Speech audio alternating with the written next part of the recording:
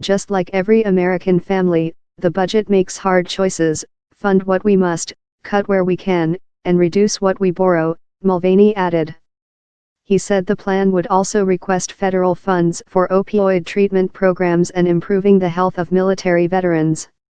Presidential budgets carry no enforcement mechanism and are viewed largely by Congress as suggestions. Topping the priorities in the budget plan is the $200 billion request in federal funds to spur about $1.5 trillion in infrastructure investments with state, local and private partners, Mulvaney said.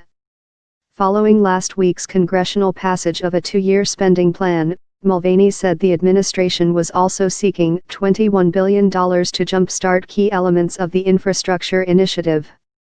The budget plan will request more than $23 billion for border security and immigration enforcement, including $18 billion over 2 years to build a border wall with Mexico, Mulvaney said.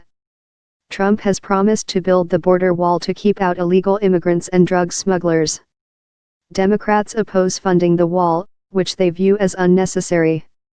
The budget proposal also includes $782 million to hire and support 2,750 additional officers and agents at U.S. Customs and Border Protection, CBP, and U.S. Immigration and Customs Enforcement, ICE, Mulvaney said.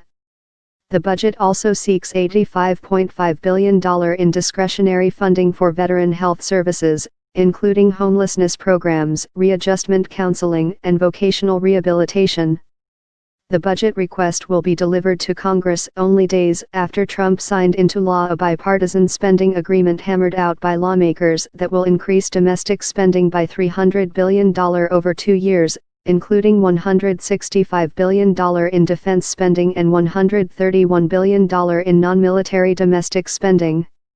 Mulvaney said earlier on Sunday that all that money did not need to be spent.